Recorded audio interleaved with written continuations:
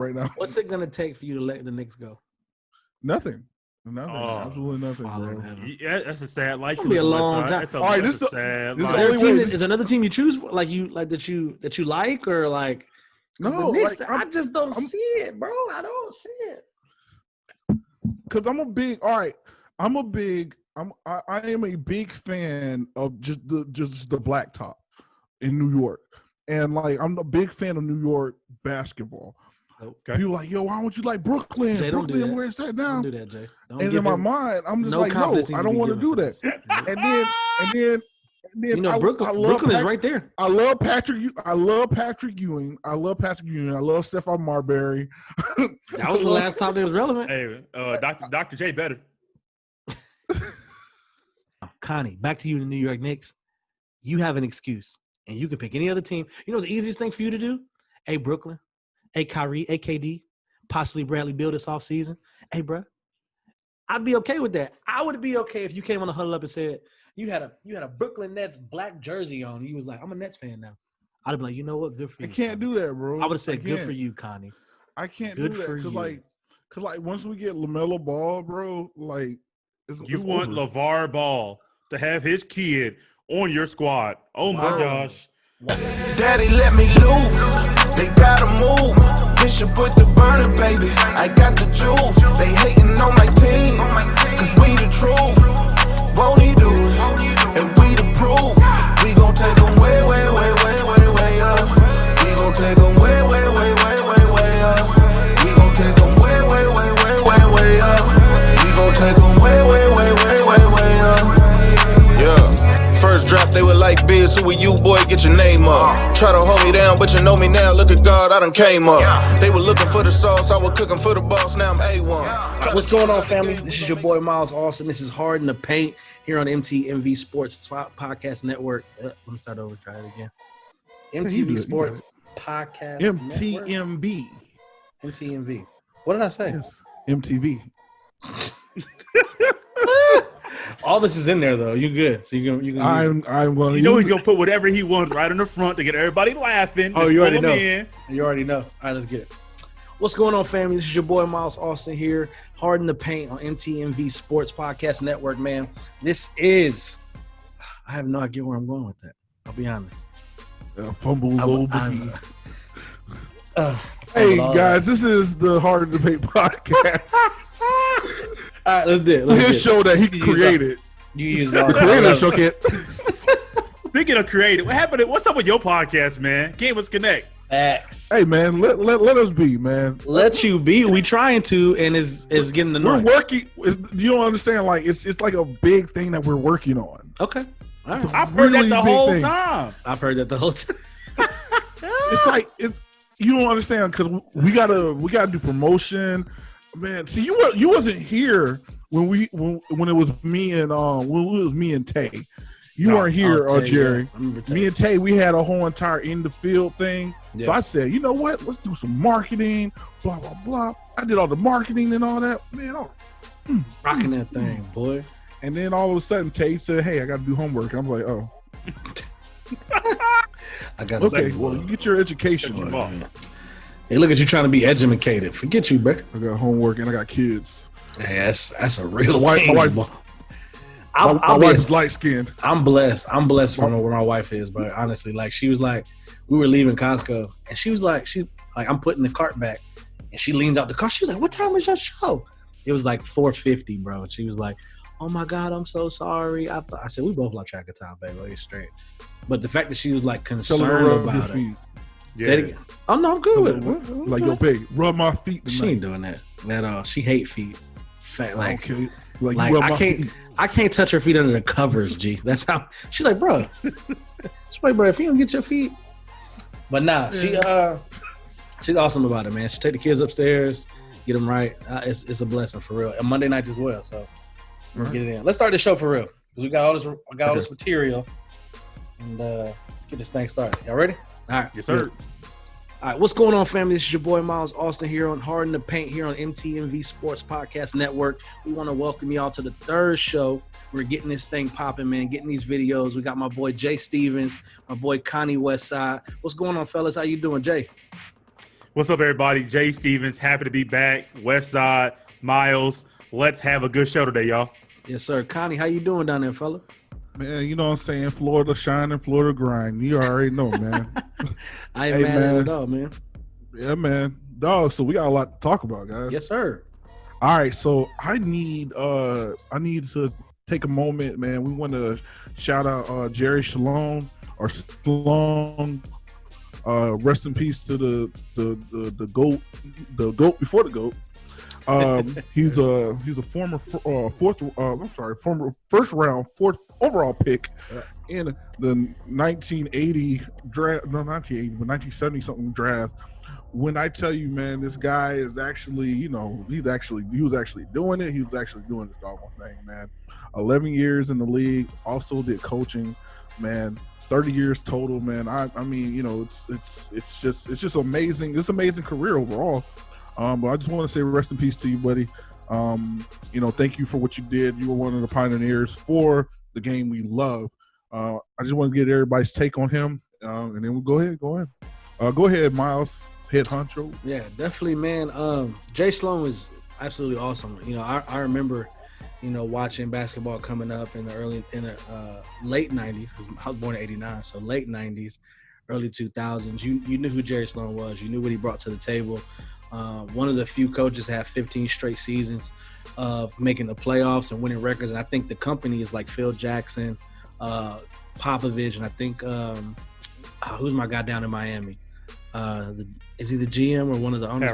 Pat Riley. Oh, and when you're amongst that group, man, the names next to his name say it all. 11 years in the NBA, 30 years coaching. Dude was a hard nose. You know what he brought to the team. I think he kind of revolutionized the pick and roll with Stockton and Malone. What he was able to bring to the court, but obviously he ran into Michael Jordan enough times to kind of not get him a ring there with the Jazz, man. But what Jerry Sloan brought to the game was absolutely awesome. The NBA world definitely is saddened by a loss of this measure, man. Jerry Sloan was just one of those people. You got to watch him. He played the game the right way. He gave it all, left it on the court, and instructed his players to do the same when he went into coaching. So, for me as a fan of basketball, who played it, watched it, analyzed it, Jerry Sloan was a basketball savant, man. And the NBA world is gonna be sad by the loss of Jerry, man. So rest in peace to him. Prayers to his family and friends, and everything in between, bro. Jerry Sloan's one of the GOATs, man. He's a genius. Yeah, I think Miles said it very well. I have kind of an Indiana tie with him. He went to play basketball at the University of Evansville in southern Indiana, in the state that I live in right now. We think about Jerry Sloan. You think about the coach. You think about the man. Think about how he carried himself. We think about the would-be Stockton to Malone, Stockton from Malone without Jerry Sloan, and how he groomed them and how he got them to be better basketball players and better men. You don't really have a bad thing to say about Jerry Sloan or any really of his players because they all were what that he was as a man. But the one thing I think that may get overlooked with Jerry Sloan was not his coaching career, but his playing career. 2-time NBA All-Star, 4-time All-NBA first team, 2-time All-NBA second team, had his number retired with the Chicago Bulls. So it's not like he just like some slouch, some guy that would just exactly the original Bull. And so he's not just some guy that's just a guy that people just like, oh, he's a coach, we're going to be set. No, he really did his thing in the league and then transferred that knowledge into coaching. And, man, growing up, I'm like Miles. I grew up in 80. I was born in 88, late 90s. Basketball is what I grew up on. Yeah. And you knew anytime the Jazz were on TV, you're getting their best, and you better bring your best. They may be less talented than you. It didn't matter. Jerry Sloan said, hey, you pick up your man, you play strong defense, you stay within our system, we will have a shot at the end of this thing to win the game. Even to the 98 finals, you say Michael Jordan, he ran into Michael Jordan. Yes, but Michael Jordan put up crazy fights and had to play better than people expected to beat Jerry Sloan coach team. So Jerry Sloan, we're going to miss you. I know you have been sick for quite a while. Yeah. Sad to see you go. One of the best coaches, one of the best men the league has ever seen. Sad to see you go. Prayers to your family. Definitely, bro.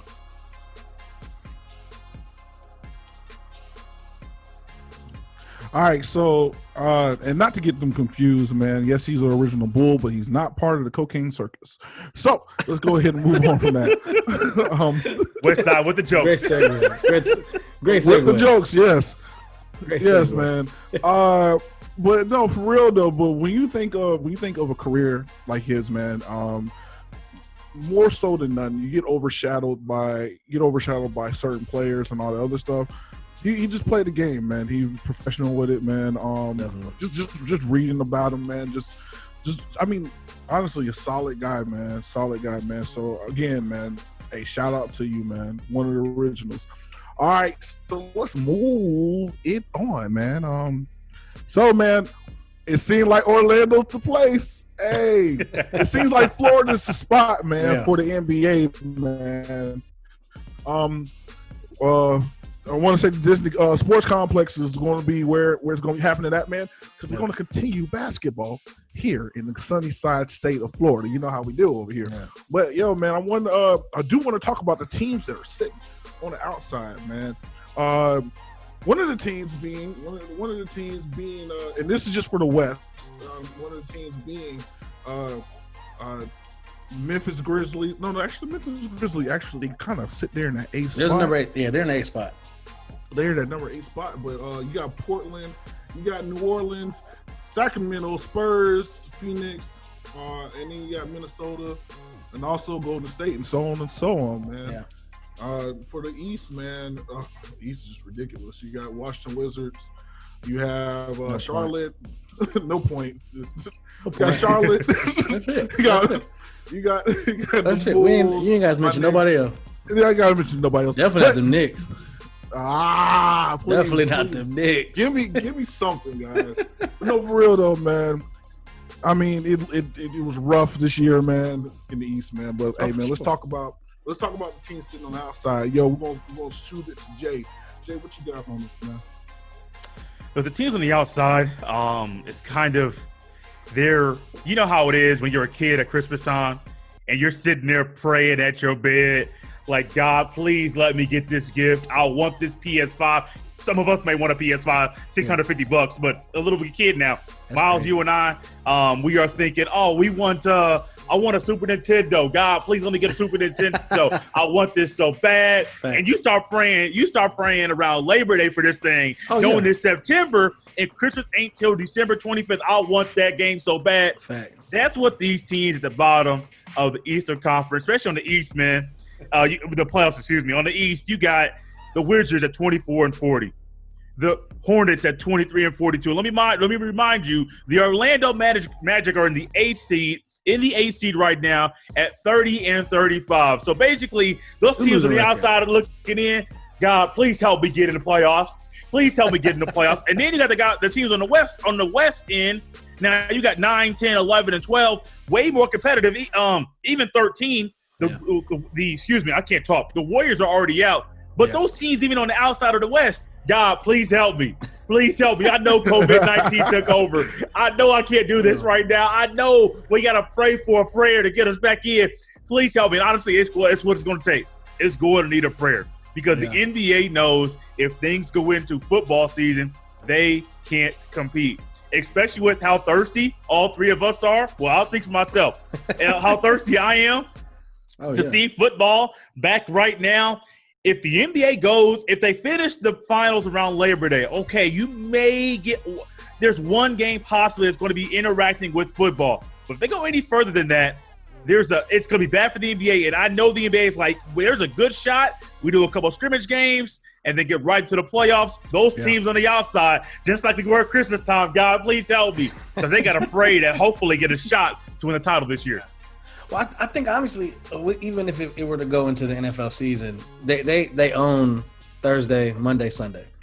Where the NBA most of the time is Tuesdays and Fridays. Obviously, we have all day games all day Saturday, but most NBA games are going to be on Tuesdays and Fridays. So I don't think it'd be a big kind of thing. I don't think they would lose money. I think they would still have the attendance, but you still would get absolutely excited for the NFL coming.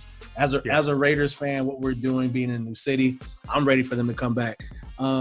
Now, I mean, with this preliminary talks they're having with Disney, I didn't think that would be the only site. So ESPN, what is it, the wide world of sports, and that being in like late July, where it's going to be they're thinking about that being the singular place for it, which I thought initially the reports were saying that it'd be in Orlando and Las Vegas, and then we would do Western Conference teams on Las Vegas and Eastern Conference teams down in Orlando at Disney. So what's up? I got a question. Keep going. I got a question after this.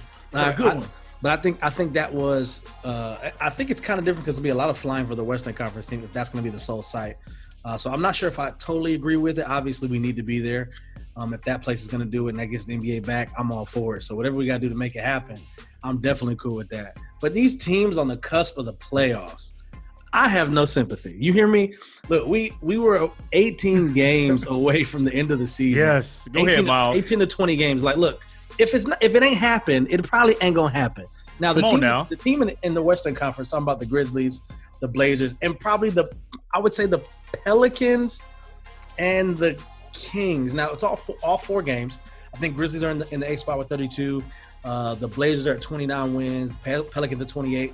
So Zion has kind of been taking that team and doing pretty well since he's come back. Now my argument would be, as a Damian Lillard fan, as a CJ McCollum fan, as a team that was just in the Western Conference Finals 1 year ago, you have to give them the chance to make the playoffs, to knock off the Grizzlies. I think just because of that team and talent that they have, where they were last year with the walk-off, bye-bye Russell Westbrook, like we know exactly what they're capable of and what they can do, what they've done in the playoffs. I want to say you give the Blazers, Pelicans, and Kings the chance to do it. Obviously, the Spurs and the Suns are one win away from those teams, separated by 5 or 6 games. I don't want to see the Suns in the playoffs. I don't really care to see the Spurs in the playoffs. Now, the young Kings, maybe De'Aaron Fox, a Buddy Hield. What's the big man down there in Sacramento? Jared Jackson's in Grizzly, is in Memphis. Bagley, Marvin Bagley III. Yes. I think that'd be an interesting team. Matter of fact, I'm on that team in 2K, and I absolutely love these guys. So they're absolutely killing it. But a team like the Portland Trailblazers, where you have a Damian Lillard, CJ McCollum coming off a Western Conference Finals appearance, I want to see what they do and how they do it. Now they've proposed a in-play tournament, 1 win, 2 win type of thing to get in. I mean, it's weird too, because let's say the Grizzlies and the Pelicans play, and the Pelicans beat the Grizzlies. They get knocked out of the 8th spot, and the Pelicans make the playoffs.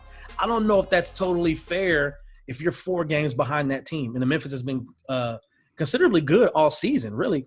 Like to figure out the fall to that 8th spot, I mean, it is what it is. But I don't want to see the Suns. I don't want to see the Suns. I don't want to see the Spurs. The Kings would be interesting, but see a Zion. I think at the end of the day, man, look, whoever gets the 8th spot is going to lose to the Lakers anyway. So why are we even having this conversation? It doesn't really matter when we really talk. I want to ask the question, because this kind of got me thinking. What's up? After all this, does the NBA finally adopt the 1 through 16? No. They finally adopt the idea of, hey, let's get a neutral site for the finals, because hear me out. Because it's a new day. So like a Super Bowl type of thing? Yeah, it's a new day. It's a new day. So when I'm thinking like, oh shoot, the finals could be in Orlando, the finals could be in Houston, the finals could be in these cities, because keep in mind you're flying back and forth. Less air travel, less likely to getting sick and all that other stuff. I mean, it's so much, because the NBA does so much traveling. It's so much traveling in the NBA compared to the NFL. Right. And you know what I'm saying, especially in baseball, which I think baseball needs to adopt it too. 162 games, that's a lot. Get a neutral site for your finals, like for the World Series, for the finals. So just so I understand it, you want a Super Bowl type mentality set up for the NBA Finals, a 7-game series. You want one location. Is that for only the finals or the whole playoff? Only the finals. Okay. Not Miles, you go first, and I'll pick only the finals. All right. Well, okay. So look, I think that's not a bad idea, but I definitely believe that you play the NBA season to get home court advantage, to be able to play in your city, to be able to play in front of your fans, I think it's a long time coming. These teams have been doing that. We've seen it when Chicago went against Utah, when the Magic went. I don't against mean to cut you Boston.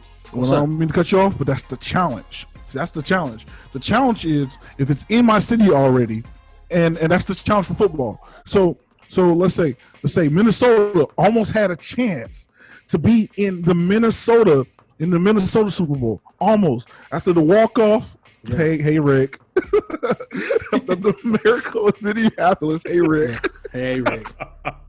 he had to throw that in. Yeah, but no, for real, they had a chance. They had a chance to play in their city. So that ups the competition right there. That's what I'm saying. You fight for home field advantage. Sometimes home field ain't home field for everybody. You know what I'm saying? Home court ain't home court for everybody. Yeah. I'm throwing that out there. Go ahead. I hear you, but okay, I'll give you a perfect example. Think of the Philadelphia 76ers. They're trash on the road. They would need the home court advantage in the series, and they would not. I guarantee every person in the Philadelphia 76ers organization would be like, Comrade, no, please no. We suck on the road. Our record is trash. We can't get these guys to play together to save our lives. I don't think it's a bad idea. Let me say that. I don't think it's a bad idea. I just think we've grown accustomed to home court advantage. Which team is better? Who played each other in the Western Conference, in the Eastern Conference, and the Western Conference? Who won those matchups? Like, is it going to be 2 games here, 2 games there, and then the game back and forth for the last 3 games? I'm so used to that. I guess I've just grown accustomed to it. That's what I love. That's what I've known. And the central site for the finals, to me, it's not a bad idea. I don't know if I'd be for it. I think if it was a neutral site for basketball, I think it would be a completely different feel, and it would not see. Okay, I'll like it like this: the NCAA tournament for men's and women's, it's all neutral site, but it's also one and done. The NFL Super Bowl, one and done.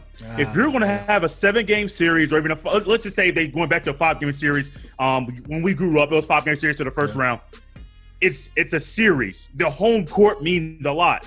In the playoffs, Miles, you mentioned it. If the 76ers are in the playoffs and they have home court advantage, great. They have a lock to have 4 home games, but those 3 road games, you could basically say it's an L for them automatically. So that's 3 losses. If they lose a home game, you could basically say the series is lost.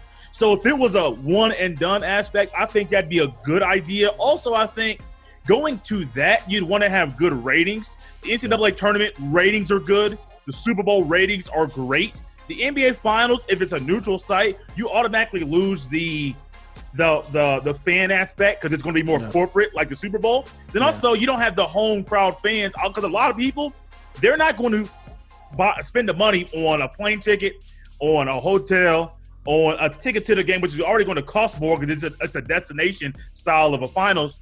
To get there, I mean, it'll be great. I mean, I'll watch it. I mean, I know we'll watch it.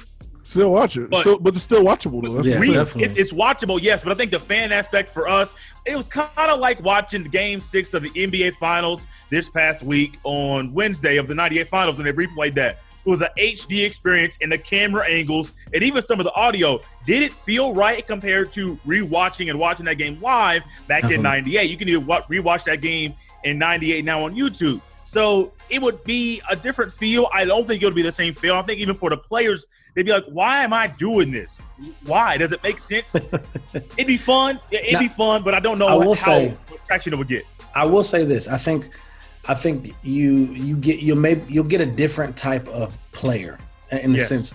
I think in the sense, if you talk about a neutral zone where every game matters, like it's not. Well, I mean, we're going back home. On Tuesday, we got to do it in front of our fans. You talk about a neutral zone where, let's say, a player like James Harden, who plays a little bit better at home than he does on the road, like that's going to affect the way he plays, and he may try to average 40 in the playoffs, knowing that he's not going back to Houston. It's going to be a neutral zone, so I think it would bring a different level of competition out. I think already the playoffs competition is extremely high, but I think at the same time. Gosh, I guess I'm just used to seeing the Lakers in purple and gold, and every person in the arena with a yellow jersey on or a white jersey. And you just see waves across as we score every bucket. Like I love watching. I think the Warriors used to do this when they were in the finals. they would go the white. I think the white hot. I think it was Miami. I'm sorry, white Miami. hot. They would stand up until the first bucket was made, and like imagine that first bucket going in and sitting down. Like that's cool to me. Like I guess it'd be different seeing all the type of different shirts and jerseys in the crowd of that particular city. But it does kind of question where the fan base would be, who would fly out, what games they would come to, what hotels they would stay at. Obviously, it would boost that local economy, and we're talking about things, the effects of like the All-Star game. That city's economy goes up for that weekend. But who's coming out? But you know who's coming out, though, right? It's gonna be rich people. That's it. But the thing is, it's a star-studded event, so you know who's gonna come out. I mean, there are some points there. And keep in mind, now Super Bowl, y'all forget the Super Bowl's a week-long thing. Oh, facts. 2 weeks. 2 weeks. 2 weeks. So they got 2 weeks. 2 week build up. 2 week build up. So they land. They start the first game. That's part of the series. You know what I'm saying? Like, people are there for 2 weeks. People are taking off for 2 weeks. People might just come. Now, keep in mind, you can get cut off. It'll be 5, 7 games or whatever. Yeah. Anything can happen. Now, I want to point out one thing. I don't dislike. I want to point out one thing. You mentioned Philadelphia Sixers on the road. They're trash, right? Yeah. All right. In a bucket.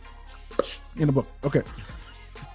Now, think back to Orlando versus Houston. Now, this is back when I want to say I was 3. I don't know. I was a minute ago. Years older. Yeah, a minute ago. Yeah, I was like 7, 6. I don't know. I just came to the country. I just came to this country. I remember I just came to this country when this happened. What? Oh yeah, I was in Germany. We'll talk later. We'll talk later. But I just came to the country, and I'm just like, oh yeah, man, no, the culture, yeah. No, for real though. Like, but like when you look at and I had watched the this magic moment, and Houston wasn't that good on the road either. Houston was trash on the road, and what happened? They went to Orlando and spanked that behind. And it was sweet. I mean, they swept them. Like sometimes home court advantage doesn't make a difference at all. I mean, we get that, we see it. It would have to be done properly. Let's say that if it's done properly, maybe I'm for it. Right now, I'm not. But if it is done properly, we'd be taking a page out of the NFL's book, taking 2 weeks, taking over a city. You have the Pro Bowl. You have the Pro Bowl kind of. I think it's kind of like I think the NBA wouldn't adopt it because they do the All-Star weekend, and that's and I think that's their Super Bowl. That's their everybody come out. This is our star-studded event. I think it starts maybe the week of. I don't think it's a full 7 days. I think it's 5 maybe, where you get down there Wednesday up till Sunday. So I think they wouldn't do that twice in the same season because it would seem somewhat redundant. But I mean, I'm not against it. I like what the All-Star weekend does and what the celebrities coming out and slam dunk contest, 3-point contest, All-Star game. I think it can be done if it's done properly, maybe. But I love watching. It's something about playing in the Staples Center. It's something about playing in Madison Square Garden, even though they don't do it in the playoffs. I think it's kind of, something that I had to throw that in there. I think it's something about playing in those places, like the Chase Center in San Francisco. They're gonna be that next year. I think they're definitely gonna be a playoff team. So it's something about playing in that building, spending $1 billion to make this building the best it can be, and to have your people come in and support you, to give that morale, to boost that morale and boost your confidence and your courage and what you bring to the court from having your fans there. It's something special about it, man. I mean, I don't know. That's just me. You know who you sound like? You sound like the NFL owners. That's what you sound like. Anyway. Don't do that. I'm going to let that slide because I know you. All right? You got one more time. Let that slide down. Hey, anyway. We ain't fans of the NFL around here. Bro. Me anyway. I mean, guys, diehard Raiders fan. As I rock my hop for sure. I want to say, hey, man. Hey, I got the Rattlers on today, man. So you good? I want to go ahead and shout out. for the HBCUs. There you go. I like it. You know, we out here. Anyway, I want to say I want to do this. I wanted to do this. Okay. So I got an unpopular opinion. No, Okay. I got an unpopular thing I did You stay with today, these. and this is just for the fans, bro. All right, my unpopular thing I did today. I'm listening to old school, right? And cause I was thinking about how I wanted to come in, and what I'm saying, like if I wanted to change up the music in the background, I'm like maybe I want to change the music a little bit, do something like old school flair, cause we're talking old school. And cause I don't know, cause I've been watching The Last Dance, and like, bro, we grew up in a good time. And I don't care what anybody say, man. No facts. We did. Man, we had a blessed time, bro. You cannot deny it. Facts. Yes, one of the best times. Hey, shout out to all my '80s babies here. You know what I'm saying? Hey, I just made the cusp. I was on the bubble. I just made it. Shout out to moms. Shout out to moms and pops, bro. Hey, bro. Hey, you know what I'm saying? 89 babies, we here. You already know. You already know. All right. But so the music came on, and I got the playlist going, and R. Kelly came on. Oh boy. And I said to myself, you know what? I don't care how anybody feels. I'm still bumping this. You know why? Because it's my childhood. I'm still bumping this. I'm still bumping this. Oh, and step in the name of love. That's a bag of words, and you know Side, around and around. That's a bag of words, and you know it. I'm not doing it. Nope. Nope. I never bumped R. Kelly, really. There was probably one album I did. Man. And I don't know. Like, I remember I was listening to a song the other day by Jordan Lucas, and he has this song where he's talking to God, and he's like, can you take this person and give us back this? And I'm like, man, you shouting out some, like, it was some bold. If you ever check it out, I forget what it's called. I think it's called Devils or something, where he's like, he kind of plays this song like he's talking to God, and then he blames everything on the devil. At the end of the song, he's like, I know it's not your fault, it's the devil's. And there was a part where R. Kelly got brought up, and he was like, give us back this guy, take R. Kelly. And I was like, geez, bro, that's right in his face. That's right in your face type of stuff, man. But I mean, I don't know what that got to do with the NBA, but not a fan. Hey, man, it doesn't have anything to do with it. But what I'm saying is, guys, I'm doing unpopular things now. So tune in next episode. Let's parlay that into this next question. What do you prefer? And this is just the type of NBA that we're in now. I don't know. I've been an NBA fan since I was 8. I think I was 8 years old, 7 or 8 years old, and I've been a Laker fan when we got the distinct pleasure of stealing Kobe Bryant from the Charlotte Hornets and bringing Shaq from the Orlando Magic. It was a good time for me, and I said, man, I must have picked a good team. My uncle was a Lakers fan. He kind of got me into it, watching the games. I have an uncle that passed away in '98 that was a diehard Bulls fan. Like, I could probably go. He had like a storage unit up in Louisville, Kentucky, where my grandmother and my uncle stay at. And he taped every single finals, like when it originally aired. He has the tapes and VCR, like stuff. Old school VHS type stuff. Absolutely crazy, man. But look, if you had to choose, what decade of basketball would you rather watch? 2000. Now I'm not gonna go 90s because we already know what most people would say. I'm gonna go 2000 to 2010 to 2000 2020. 2010 2020. Which decade are you looking at? Are you talking about 2000, 01, 2000, 01, 02 Lakers, Spurs, Heat, so on and so forth into 2010? Where in 2010, I think it was we started off another decade. Amen. 2010 Lakers, Spurs. I think it was the Heat. Obviously the Warriors had their dynasty. Like, which decade are you looking at? 2000, it was a good decade. It was a good decade. 2010, 2020, which I think both are good decades.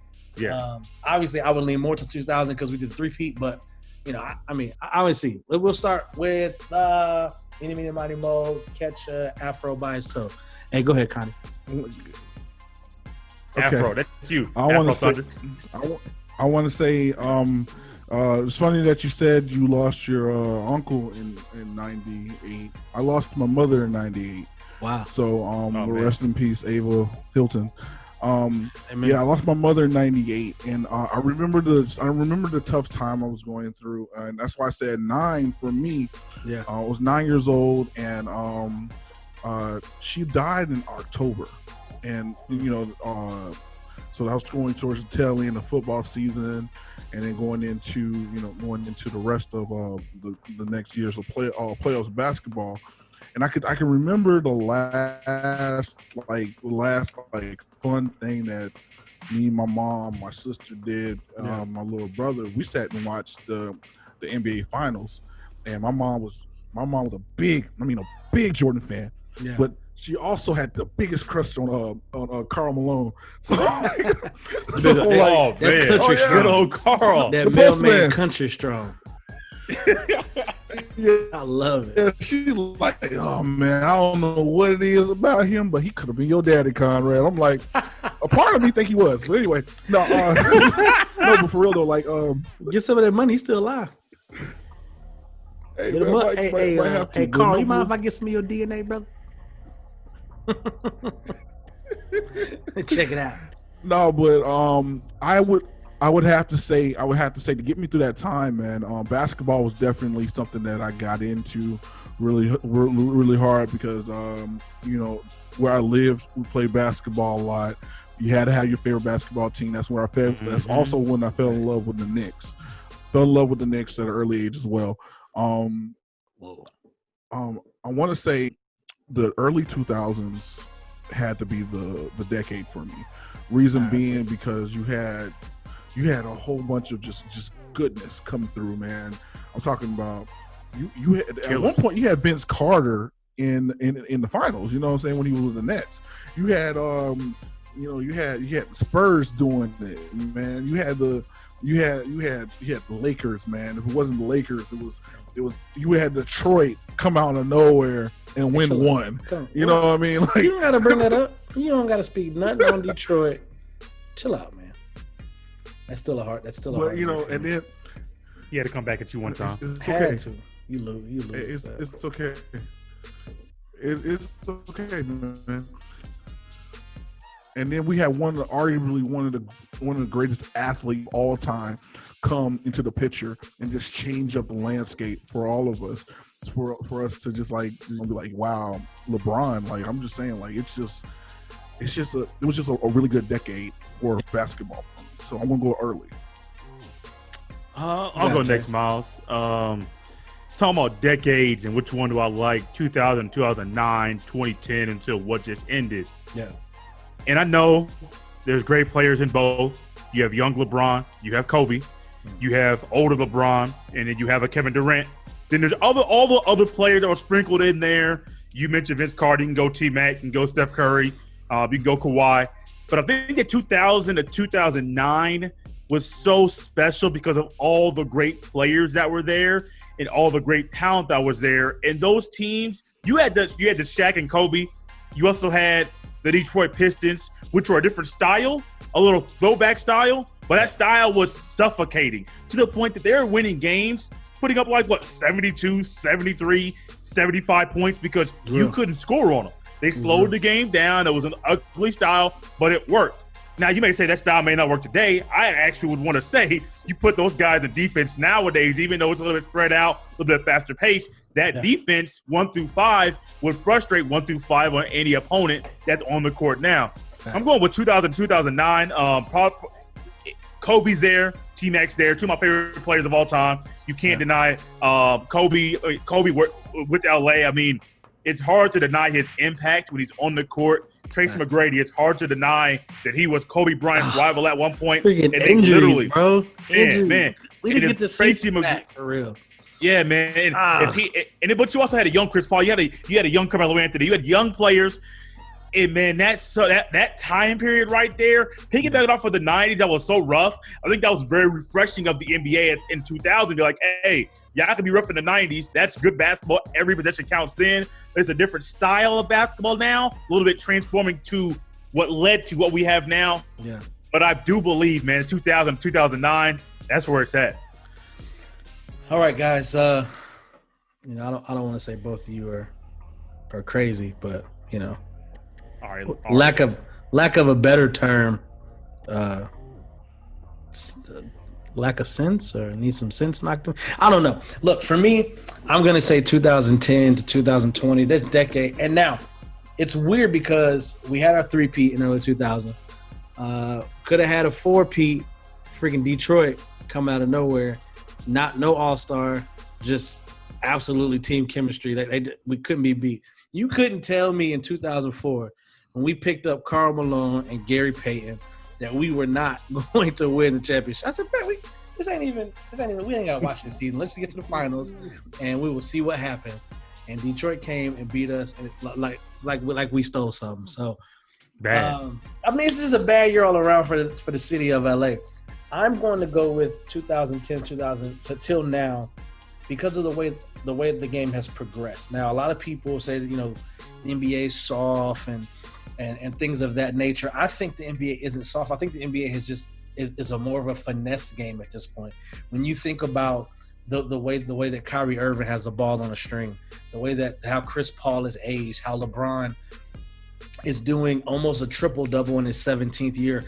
I'm always amazed at what people do over time, right? Like, yeah. I'm always amazed not what you start out with, but what do you make consistent? Like when you talk about a Luka Doncic, like, okay, cool, you're in your second year, talk about MVP, you putting up, amazing numbers. I can't call you great till you do it consistently. Same thing with like a Lamar Jackson in the NFL or a Patrick Mahomes, like MVP, Super Bowl champion. Now you have to be consistent about it, because I don't want it just to be a footnote. Hey, he had an MVP his second season, and his third season he got a Super Bowl. All right, cool, that's awesome. What else did he do? And that's what I'm looking for from Pat. Now, I would love for him not to solidify his legacy because he's in the AFC West. I would love for him not to have to go crazy and the Raiders can knock him out and we ain't got to worry about him. However, I've always been a fan of consistency, a fan of what have you done over the past 10 years, not just what'd you do that year. So I like what LeBron's doing in his 17th season. I love what Kyrie brings to the game. I love what Steph Curry brings to the game. And I don't think that now, has it gotten a little soft with the ticky-tack? I think yes, because of what we grew up on in the in the 90s and the early 2000s. We grew up in a hard-nosed, people were fighting in the 90s, like in the middle of games. Like early 2000s, Shaq just dominated. Like, we're really that grit. We're really that facts. Grit. You know what I mean? Yeah, facts at all. And you think about that, that's never how I played the game. I always played the game hard. I always gave 110% when I was on the court, but I'm not giving elbows. I'm not knocking people. I'm trying to be better than you. I'm gonna put I'm gonna drop down, get in a stance. I'm gonna box you out. I'm not knocking you and pushing you and doing your elbows, but if you want to go there, we can. And that's the way I'm gonna play the game. But the way that I see the game now, the smoothness of Steph Curry, just the poetry and the way that Kyrie dribbles the ball and how he can break down a whole defense if he wanted to by himself. The LeBron in his 17th year where he's just improving like fine wine. You talk about like just almost averaging a triple-double in his 17th season just seems unreal to me.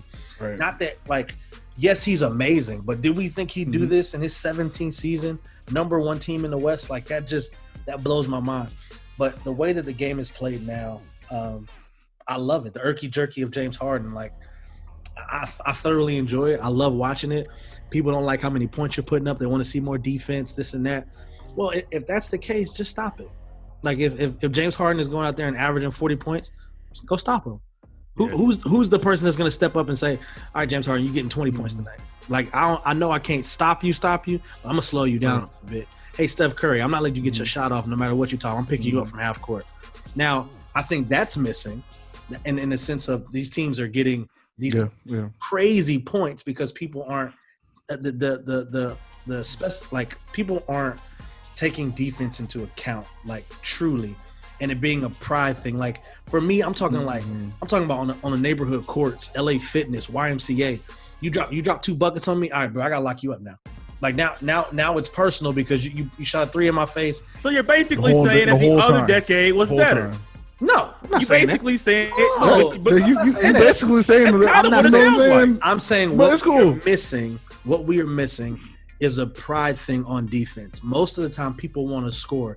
I am not particularly a fan. God. I'm not particularly a fan of it, but I do love the finesse that the NBA does right now compared to the 90s and the early 2000s where it was just brute force. Like we got to see kind of poetry in the way Mike did his turnarounds and his finger rolls, and the way Kobe could give you a double step and come. The Hakeem the Dream, like. But at the same time, for me, the way the game is played, I'm a fan of Steph. I'm a fan of Kyrie. I'm a fan of LeBron. I'm a fan of Kevin Durant. Kawhi just comes out on the court and plays ball. Like, I appreciate the finesse and the smoothness, the velvetness of what the NBA is doing right now. James Harden, to me, is poetry in motion. Am I annoyed a little bit on how, he finesses the rules a little bit and gets to the free throw line? A little bit. But at the same time, if that's the case, just stop it. I had to come to realization with myself and say, look, if it's really it, then, it is what it is. All right, guys. So we at the end of the show, man, and I want to say, man, we had a lot to talk about today, man. Yes, sir. Usually got our crazy quirks or whatever, but Miles threw in a curveball. Appreciate him for this, man, because this is his show. You know what I'm saying? This show. I'm just a guy that's here. It's our show. I had the idea. I love the NBA. And I love sharing any opinions and like-minded people, man, who feel the same way about the NBA. I love it, bro. I appreciate y'all.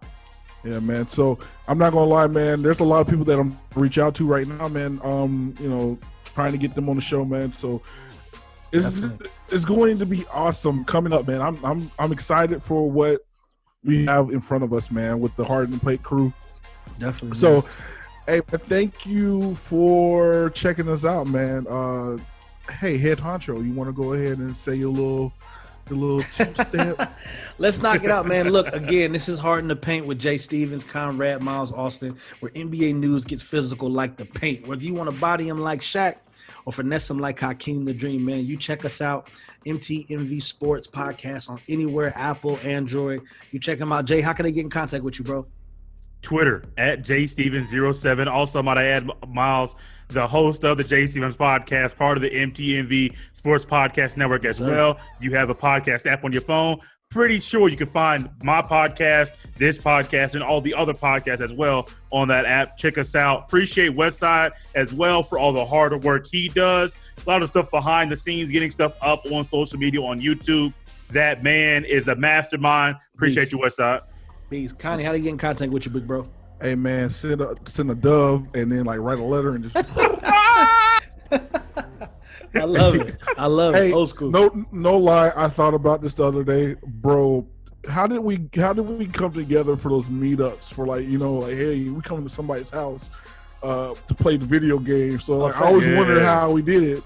I only went to where the bikes was at. So if everybody's had the bikes at, you know what I'm saying, so house. That's real though.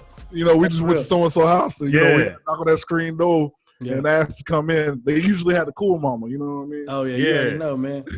Oh, definitely, man. Look, you guys can follow me. I am Miles Austin on Instagram, Twitter, Facebook.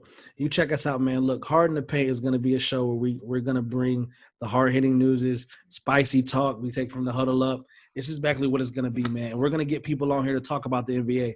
If you love the NBA, then the Hard in the Paint podcast is where you need to be at, man. You check us out, man. You guys be safe, be blessed. Peace.